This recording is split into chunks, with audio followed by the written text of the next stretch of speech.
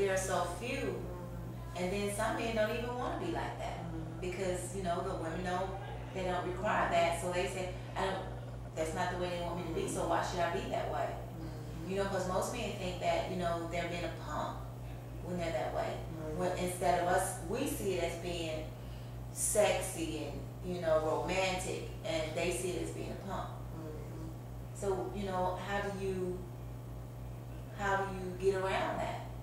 What are you saying men see as being a punk, like specifically? As far as them being, you know, the type of man that worry about what you want and how to please you, you know, financially, mentally, spiritually, physically, so, you know, everything in all aspects of your life.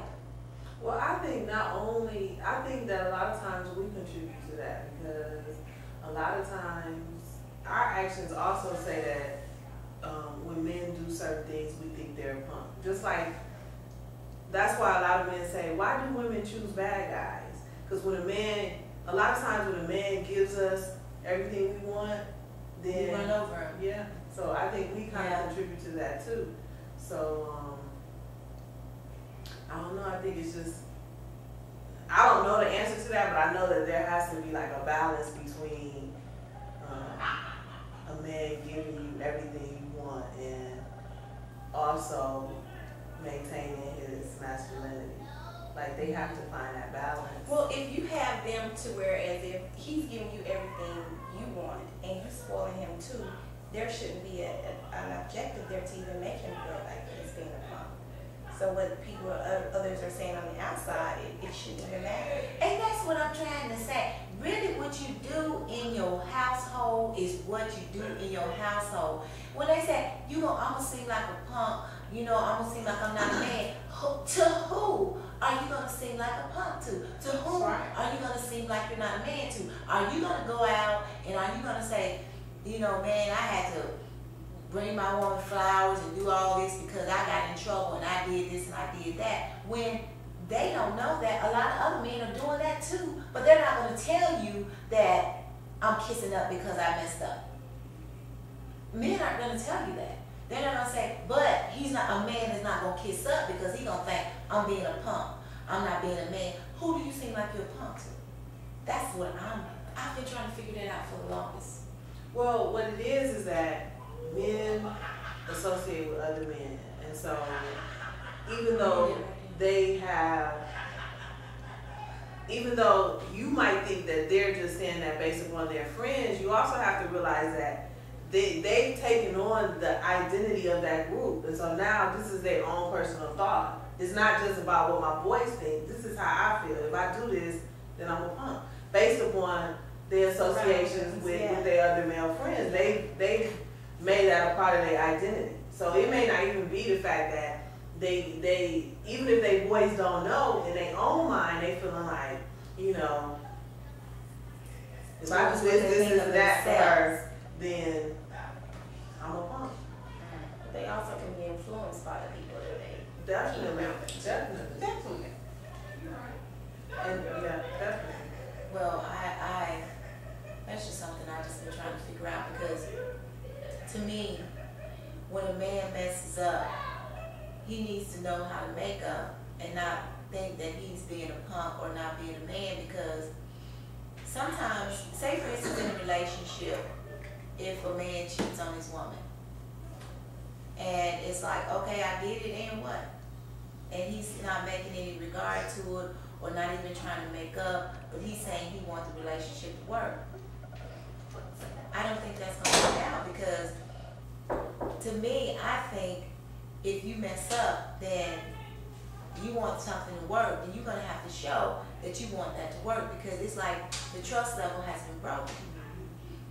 And if you break that trust level, then okay, what are you going to do to get it back?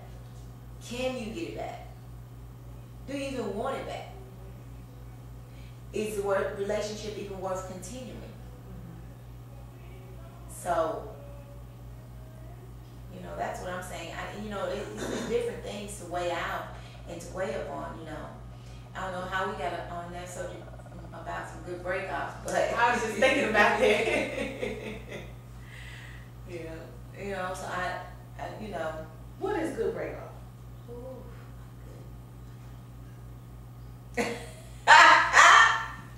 Now, what's good to one may not be good for others.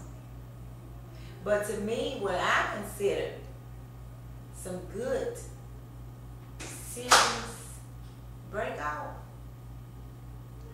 Zoom. Y'all just zoomed in on me.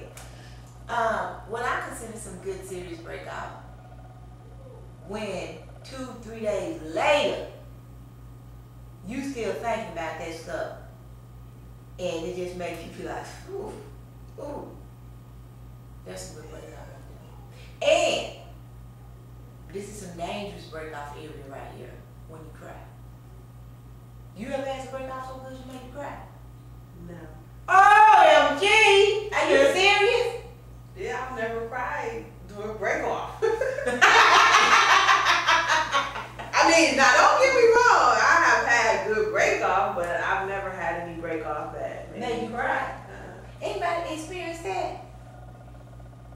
Have you anybody else experienced that? Anything like that? Yeah. Now, isn't that good when that is some good break off. And you thread on thin ice. Woo. When you cry. When you cry, that's dangerous. Oh, it's dangerous because I'm telling you. Why would I want that? Because you leave yourself open. Because you leave yourself, you open. You just, and he knows that. You're open.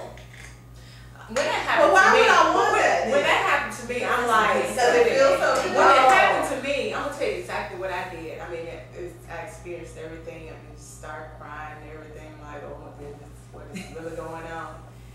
And after the part about the sex and everything got done, just totally dizzy, cloudy in the head and everything. I'm like, okay, that's not for me.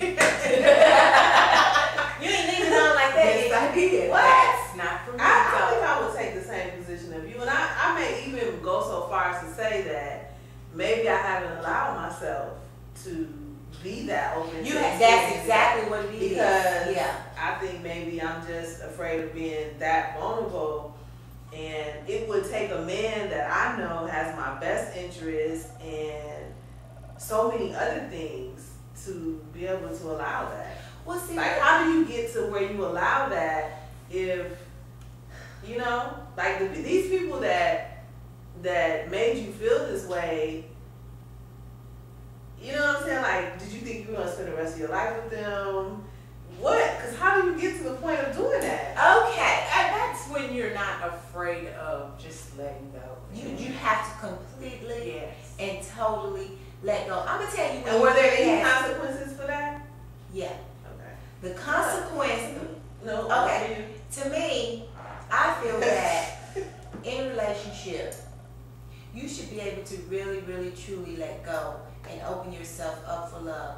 As women, a lot of times we don't do that because we have this protective mechanism up. We have this guard up already to protect ourselves from love, from hurt, from pain, you know, that love causes.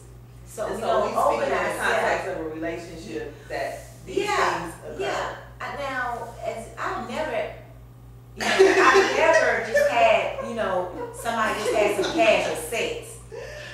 I've never just, you know, met somebody and say, oh, let's just have, you know, casual sex, and I didn't know that person, and I've never done that, so I don't know how it feels to say, okay, I'm gonna have a one night stand and I had some sex that made me cry.